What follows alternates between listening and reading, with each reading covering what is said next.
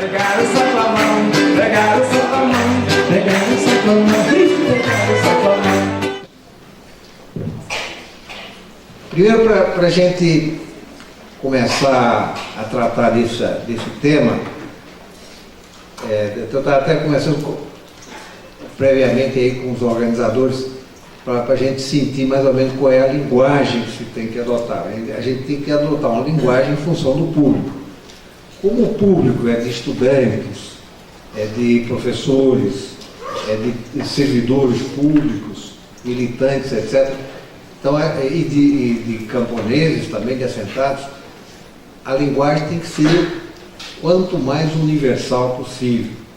Então não pode ser nenhuma linguagem acadêmica, nenhuma linguagem burocrática, nenhuma linguagem militante, porque, na verdade, o tema é mais amplo, é mais universal e requer, digamos, uma compreensão coletiva. Então, eu começaria por fazer uma breve introdução conceitual, mas um conceitual sem pedantismo, para a gente entender um pouco a questão agrária, para que não saiamos daqui cada qual com um conceito individual, né? Senão a gente não consegue dialogar de forma mais compreensível. Porque, na verdade, eu lembro que quando estávamos discutindo esse tema há uns 2 anos atrás na CNBB, por ocasião de uma elaboração de um documento sobre a questão agrária no século XXI, me lembro que alguns bispos e também o pessoal da área de assessoria costumava denominar o grupo das questões agrárias. E eu ponderava, não é o grupo das questões agrárias. Questões agrárias são fenômenos os mais diversos que temos no rural. Temos o fenômeno da seca, temos o fenômeno da enchente, temos o fenômeno das epizootias, enfim, dos preços, etc. Então, o negócio fica num campo vasto demais que não permite compreensão. A questão agrária, ela tem a ver, ao longo da história, com a estrutura de propriedade, posse e uso da terra. Se eu tratar das questões agrárias e não tratar centralmente desse tema, eu estou fugindo a uma compreensão mais clara da problemática aqui levantada. Então, essa foi uma primeira, digamos assim, aproximação que nós conseguimos fazer para nos aproximar do tema na contemporaneidade. É porque a estrutura de propriedade e posse da terra, ela tem datação histórica muito antiga e, no entanto, somente num determinado ciclo histórico é que se configura uma questão política, uma questão agrária política. Então temos que fazer essa primeira distinção da questão agrária. Na verdade, nessa breve introdução, eu vou tratar da questão agrária, do conflito agrário e da reforma agrária, que são temas conexos, mas autônomos. Ambos têm a ver com a estrutura de propriedade, posse e uso da terra, mas não são sinônimos. O fator, digamos assim, endógeno, preambular da questão agrária é o conflito agrário larvar que rola ou que se reproduz na história econômico-social brasileira, de tempos históricos muito antigos. O conflito agrário é constitutivo da história econômica brasileira, porque é um país que se forja, que se funda pelo processo de incorporação de terras e escravização de populações originárias, e depois importação de mão de obra escrava, para tocar como mão de obra escrava a exploração das chamadas commodities na época. Então, na realidade, nós temos um conflito permanente na ordem colonial. Esse conflito, e aí vem uma tese que já um pouquinho que a gente precisa discutir aí, mas eu estou propondo. Esse conflito, ele assume na passagem da República, do Império para a República, e no início do século XXI, assume formas que a nossa historiografia oficial não revela dessa forma, formas de guerra camponesa. A Guerra de Canudos é uma guerra camponesa. A Guerra do Contestado é uma guerra camponesa. Mediados, pouco mais de 20, 30 anos entre um e outro, né?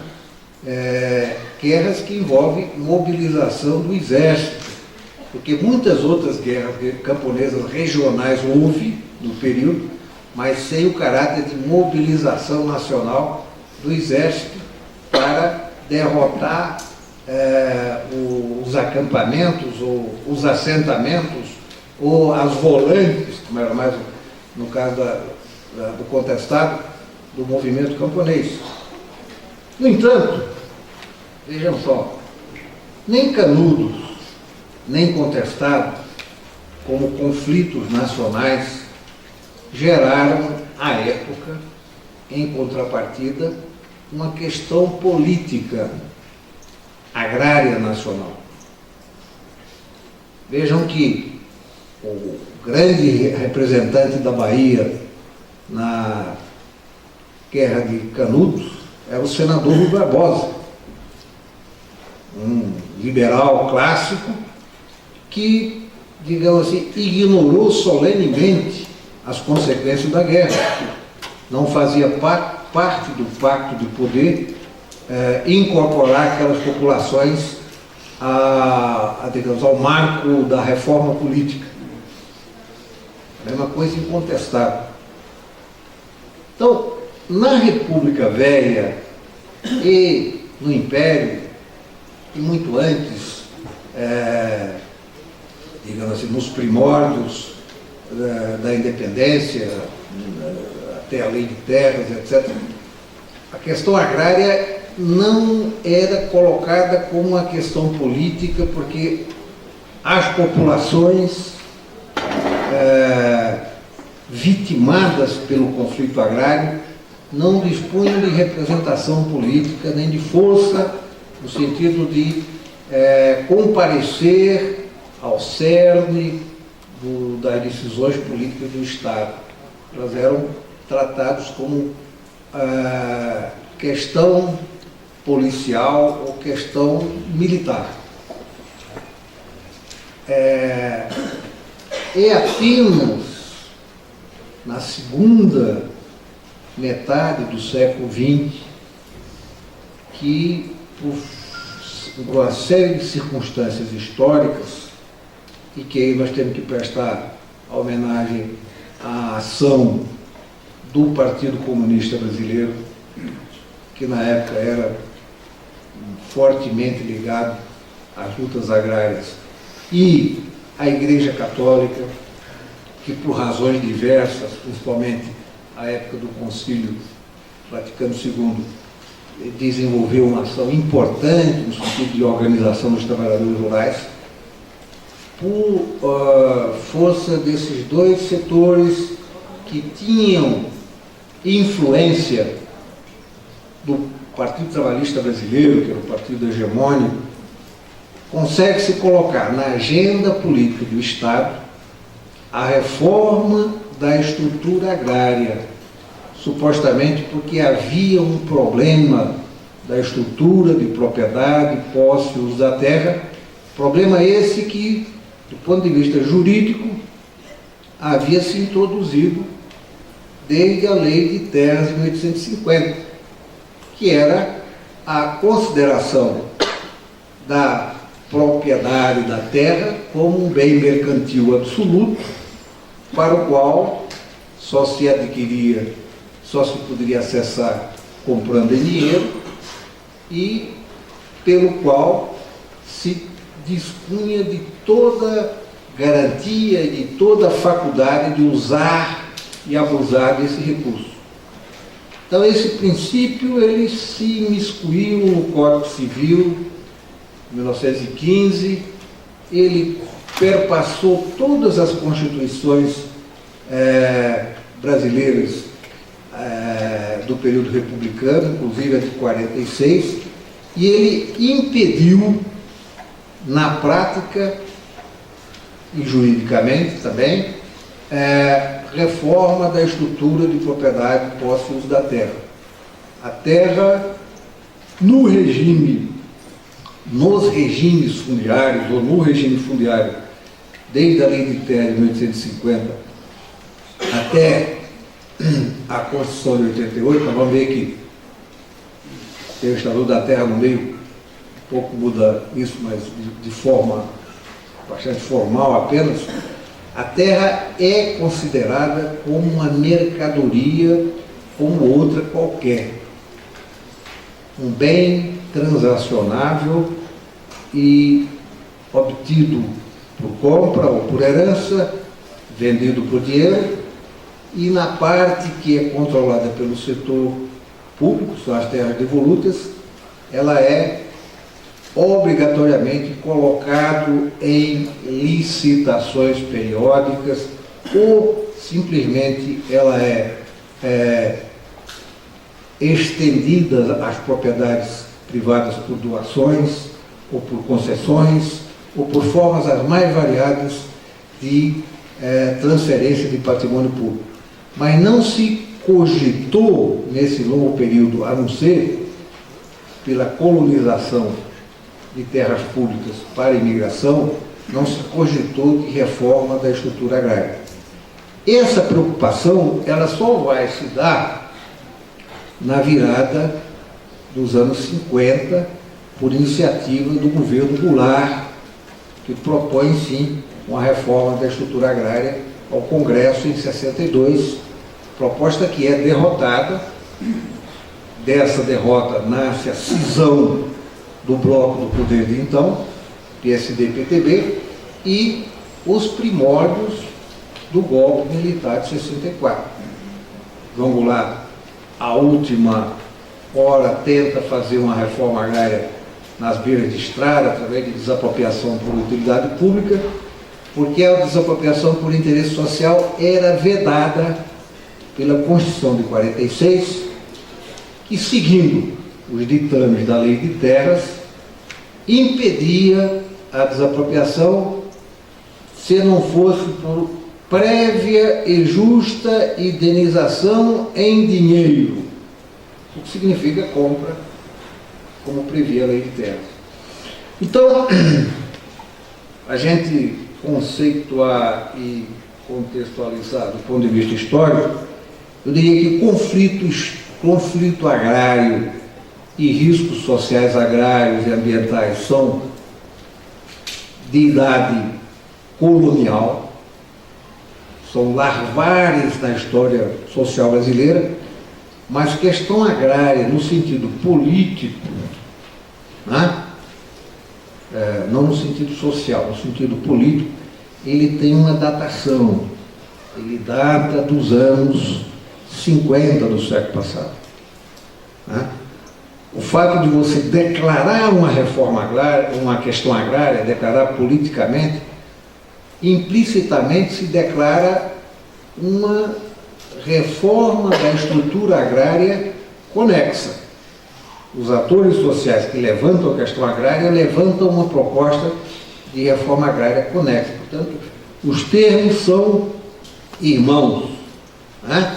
Tem uma fonte comum, que é a inadequação da estrutura de propriedade, posse e uso da terra às condições de trabalho, de vida e de funcionamento da ordem econômica social vigente nessa perspectiva. na perspectiva dos povos, nós chamamos hoje dos povos das terras, das águas e das florestas, mas contando com atores políticos urbanos de peso que lhes dão suporte e aliança. Né? A própria expressão questão agrária, ela é uma importação bem feita, né? Tem importações mal feitas, essa é uma importação bem feita do pensamento marxista. Karl Kautsky, em 1890 e poucos, escreveu o livro Questão Agrária.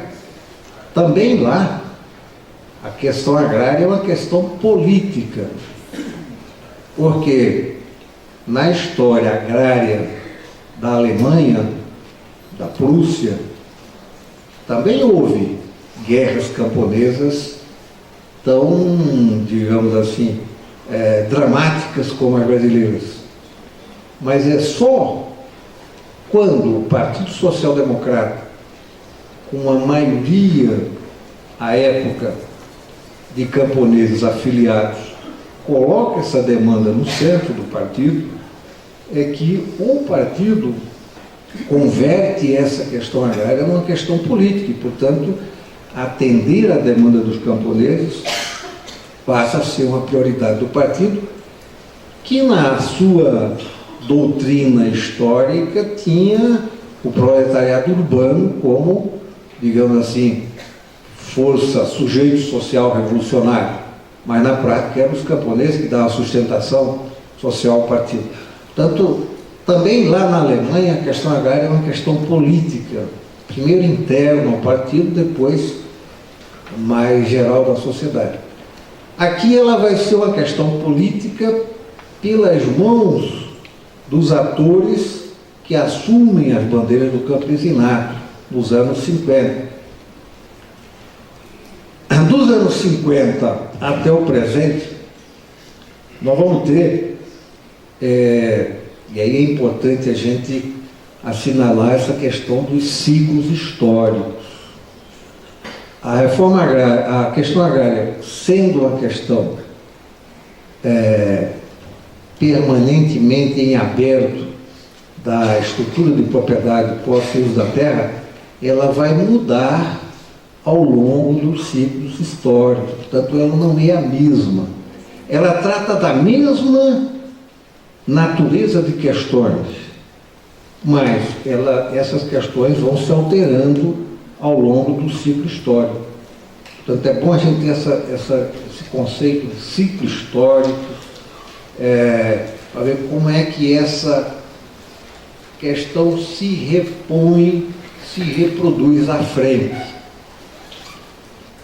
Lembremos que no ciclo histórico dos anos 50, 60, não obstante tenha sido declarada politicamente uma questão agrária, ela é expulsa logo em seguida da ordem política.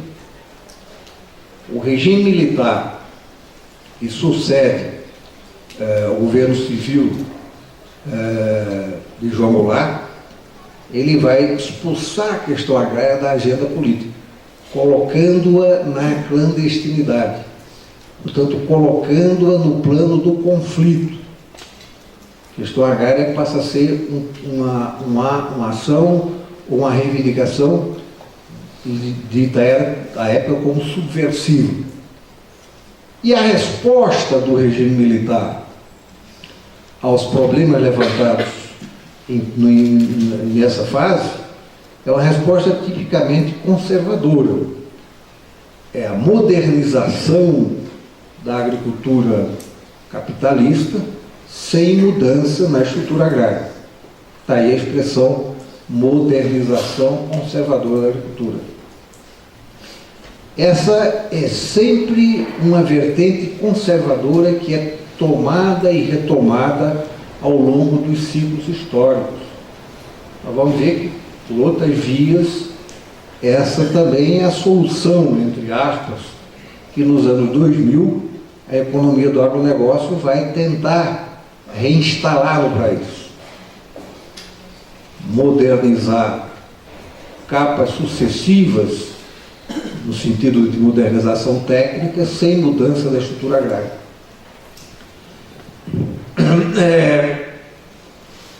Então, na verdade, nós estamos, desde que a questão agrária foi posta no plano político, nós temos pelo menos 3 ciclos de economia política que se deslocam no tempo e que, de certa forma, modificam os termos da questão agrária até a atualidade, que é o que eu quero situar de forma mais específica. No regime militar, a questão é expulsa, vira campo de conflito policial-militar. Na Constituição de 88, a partir das demandas do movimento agrário, da conjunto de lutas sociais e políticas que se faz pré-constituinte, ela volta à cena política. De certa forma, do ponto de vista jurídico formal, a Constituição de 88, ela modifica de forma radical, eu vou usar a expressão radical entre aspas, depois você vê, modifica o conceito de propriedade fundiária. O conceito de propriedade fundiária no Brasil rural ainda estava, até 88, guiado pelo Código Civil de 1915, que é uma cópia ipsis literis, no que diz respeito ao direito de propriedade rural, da Lei de Terras. O Código Civil trata a terra como um bem mercantil. Como um bem mercantil se dispõe de toda a faculdade de usar e abusar da propriedade como aprouver ao proprietário. Esse é o conceito que está lá no Código Civil, que vem da Lei de Terras, e que não foi modificado pelo Estatuto da Terra de 1964. O Estatuto da Terra é uma lei ordinária que o judiciário de então interpretou como uma lei para inglês ver. Quem valia era o Código Civil. De forma que o Estatuto da Terra, que é muito avançado no sentido de instituir o princípio da função social e ambiental da terra na lei, esse princípio não valeu, porque o mesmo governo militar que o promulgou guinou a política agrária para o campo da modernização conservadora da agricultura. Então é só em 88, quando a Constituição inaugura um novo regime fundiário jurídico fundado no princípio da função social e ambiental, regulamentado nas cláusulas pétreas do artigo 5º, do artigo 184 e 186, você muda o conceito de propriedade. A propriedade, ela compulsoriamente, para ser legítima, precisa cumprir uma função social e ambiental. Então a terra deixa de ser uma mercadoria do ponto de vista jurídico para virar um bem social ambiental. Agora, esse princípio jurídico, como todos os princípios jurídicos da Constituição, eles só são aplicáveis quando regulamentados nas leis sucessivas. Aí nós vamos ter uma clivagem entre a ordem jurídica e a ordem política. A ordem política da Constituição de 88 para cá, 27 anos, é de negação sistemática do princípio da terra como bem social. e da afirmação também sistemática da terra mercadoria como outra qualquer. Portanto, todos os regulamentos que deveriam aplicar o princípio da função social e ambiental foram ou não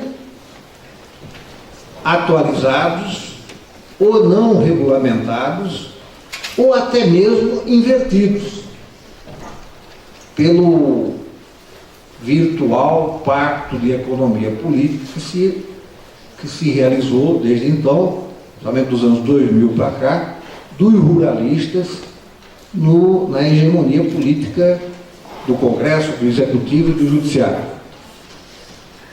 Então, na realidade, quando se fala na versão ruralista de insegurança jurídica do direito de propriedade, na realidade, qual é a insegurança jurídica? É que a ordem jurídica constitucional, portanto, direito público, e a prática política da política agrária, elas correm em vias contraditórias, sendo que a segunda prevalece sobre a primeira.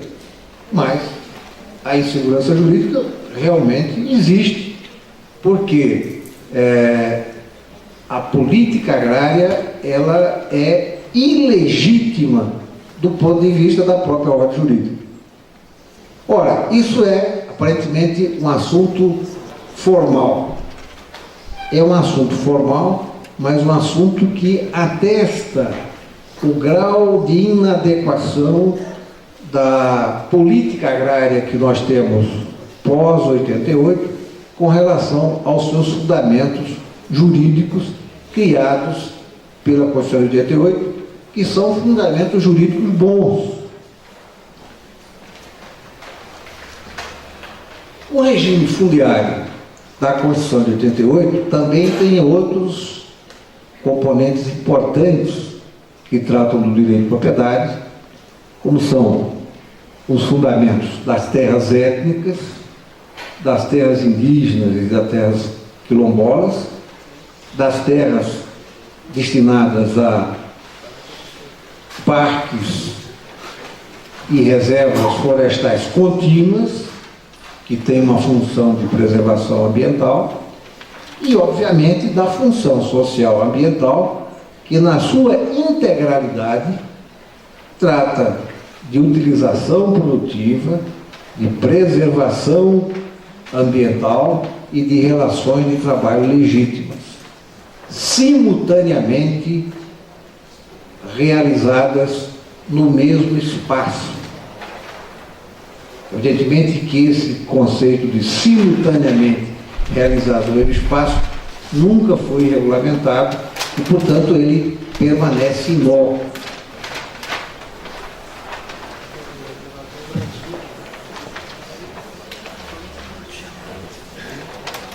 Na verdade, aqui já passando a terceira parte da nossa consideração, o cerne da questão agrária atual. Então, situando o Brasil no século XXI, um ciclo histórico do ponto de vista agrário que vai nos governar é o ciclo de hegemonia de uma economia do agronegócio plenamente reestruturada e recalibrada no sentido de estabelecer os marcos da modernização conservadora sem mudança da estrutura agrária. E são marcos que foram fincados lá em 64, na época do Estado autoritário.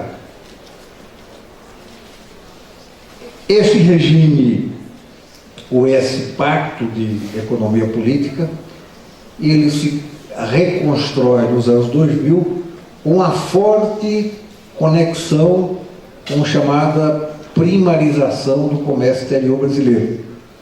O Brasil passa a ser um grande provedor de meia dúzia de commodities, mercadorias mundiais, né? E essas commodities passam a puxar o próprio crescimento do conjunto da economia. Há em simultâneo a formação de um pacto político entre Congresso, Executivo, cadeias agroindustriais, grandes proprietários, né? Movidos a uma forte injeção de recursos públicos, fiscais e financeiros, que sustenta um processo muito rápido de expansão dessas cadeias no sistema produtivo agrário. Isso também houve no setor mineral, etc., mas eu estou tratando só do setor agrário. De maneira a se construir uma certa hegemonia. Essa expressão hegemonia é diferente. Aqui temos uma diferença com relação à modernização conservadora dos militares, que não precisava de hegemonia, ali era dominação bruta.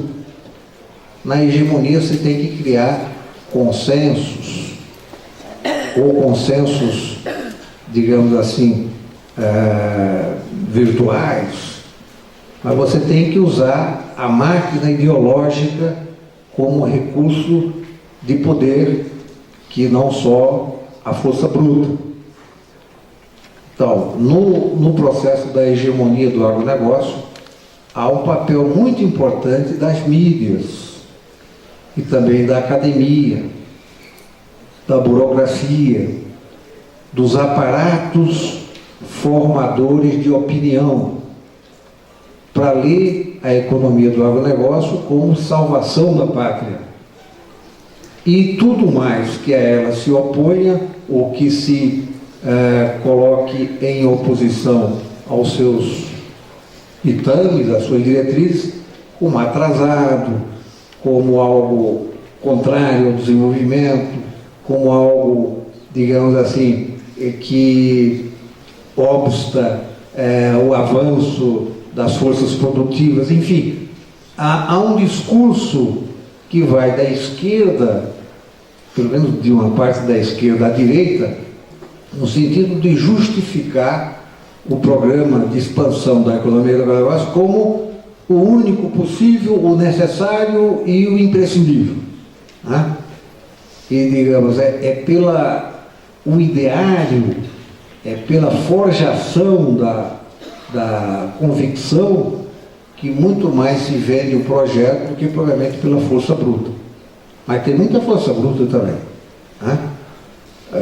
Eu acho que a nossa mística aqui foi muito inteligente no sentido de mostrar que todo o caudal de destruição física, de destruição ambiental, de destruição de relações sociais que esse sistema de poder pratica, ele fica invisível. Ele aparece na mídia como efeito sem causa.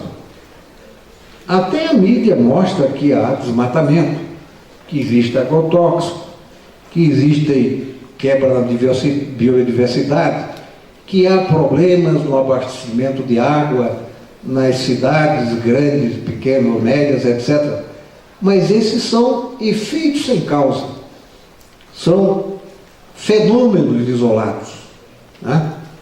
Não se liga todo esse fenômeno de degradação dos recursos à questão agrária.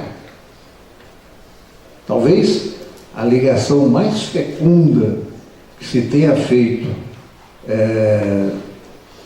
em relação a toda essa problemática ambiental, social ambiental, ecológica, com a questão agrária, tenha sido essa última encíclica do Papa. Ou seja, o Papa colocou o tema da questão agrária não só para o Brasil, ele fala claramente no Brasil, mas para a ordem planetária global. Porque se questão agrária tem a ver com regime de propriedade, posse e uso da terra, o uso ilimitado dos recursos naturais pelo proprietário jurídico, com as consequências que isso provoca para as condições de vida planetárias, é um tema da questão agrária. Não nos esqueçamos que a encíclica Laudato Si, ela trata das condições vitais de sobrevivência da humanidade face às condições reais de funcionamento da economia. O Papa, aliás, foi muito além dos bispos brasileiros no documento Igreja e Questão Agrária no século XXI, porque ele não teve medo de colocar o dedo na ferida. É essa incapacidade do sistema proprietário, privado, mercantil, de dar conta das condições vitais de reprodução dos recursos da natureza, a origem dos problemas planetários gerais da humanidade. Mas gerais da humanidade, tendo em alguns países-chave, e o Brasil é um dos países-chave, um dos motores desse processo. 10 minutos. Então, eu vou me aproximando aqui do final. Então, no ciclo histórico de hegemonia da economia do agronegócio, que é um ciclo dos anos 2000 para cá, nós temos o relançamento do conflito social, ambiental, gerado ou, em grande medida, sustentado pela estrutura de propriedade, posse e uso da terra sob domínio do princípio da terra mercadoria como outra qualquer. Se a terra é uma mercadoria, eu posso fazer dela o que eu faço com o meu sapato, com um carro velho, etc. Joga no lixo. Mercadoria é para ser, ao final de um ciclo produtivo, transformado em lixo. Mas terra não é mercadoria. E não é porque eu estou afirmando isso, é porque terra não é produzida. Não tem nenhuma fábrica de terra no mundo, em lugar nenhum. Terra é um bem da natureza. Um bem da natureza é intergeracional. Ele precisa ser recomposto permanentemente. E a recomposição, que depende, evidentemente, das condições ecológicas de uso e manejo, é condição de possibilidade de você ter a terra como um bem intergeracional. Por isso é que no mundo inteiro, no civilizado, seja por direito positivo, seja por direito chamado consuetudinário, o estatuto fundiário é um estatuto diferente do estatuto mercantil. Aqui não é, de fato, embora de direito seja. Bom, então, estou me aproximando do final, e aqui vemos a ligação direta com a questão agrária no século XXI. A questão agrária nossa do século XXI, ela é produzida ou reproduzida pela negação sistemática do sistema econômico do agronegócio de se limitar pelo regime fundiário já instituído pela Constituição de 88. Essa contradição jurídica e política, ela repõe riscos sociais ambientais à escala inimaginavelmente elevados. A escala elevada. Porque os meios de que dispõe a economia do agronegócio no século XXI para produzir commodities na escala que é exigida para as exigências do chamado equilíbrio externo, são absolutamente incompatíveis com o processo de respeito às normas sociais e ambientais civilizadas, com repercussões urbanas inevitáveis, que não aparecem imediatamente. Mas vejam bem, no momento em que você tem propriedade absoluta do território, o território brasileiro, veja os dados do IBGE de 2006, 99,6%, 99,7% do território é rural. O território das cidades é 0,3, 4 milhões de hectares. O território total das cidades ou das áreas urbanas é 4 milhões de hectares em 850 e poucos milhões de hectares. Quando você tem um território totalmente ruralizado e apropriado no princípio da terra absoluta privada, direito privado, os recursos da natureza contínuos, como são os recursos hídricos, como é o recurso da biodiversidade, como é o recurso, digamos assim, climático, eles ficam suscetíveis e dependentes do uso predatório que se dá aos recursos da natureza. E, portanto, eles têm consequências sociais e ambientais absolutamente incompatíveis com a vida civilizada. Por exemplo, só para citar, superutilização de água para efeitos produtivos do agronegócio e para efeitos de dilapidação, gerando crises hídricas no espaço urbano. Isso é uma ligação que não se faz na mídia. A mídia trata a crise hídrica urbana como culpa de São Pedro. Não tem nada a ver com culpa da estrutura agrária. Não é parte da questão agrária. O Papa, na encíclica Laudato Si, eu acharia bom que vocês procurassem se atualizar, ele diz exatamente o contrário. A dilapidação dos recursos de água, dos recursos de biodiversidade, se deve à forma predatória como o empreendimento capitalista, ele não usa a expressão capitalista, mas o empreendimento ligado aos mercados, etc., faz dos recursos da terra. Portanto, ou nós estabelecemos um limite a esse uso predatório, ou nós vamos para uma crise climática, mudanças climáticas, mudanças ambientais, etc., impossíveis de serem controladas por critério mercantil. Pelo contrário, o critério mercantil agravando esta crise. Portanto, já me aproximando do final, o que é que nos diz essa realidade?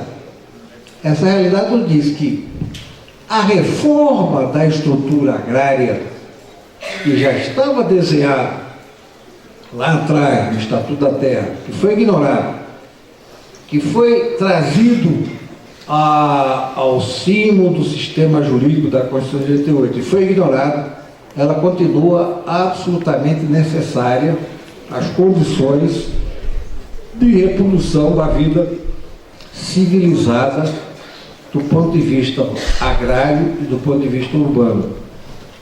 E essa reforma, ela passa por ação de redistribuição de terras, mas a ação de redistribuição de terras ela é até certo ponto secundária, não porque ela seja menos importante, mas porque ela depende da reforma da estrutura de propriedade fundiária total.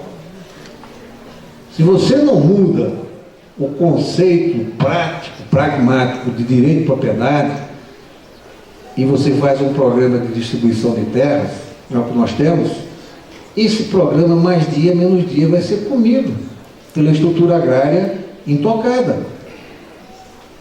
Então, eu tenho que mudar toda a estrutura de propriedade para que, em decorrência dessa mudança de estrutura de propriedade, eu redistribua terras para uma classe de sem terras, uma classe de campesinos com poucas terras.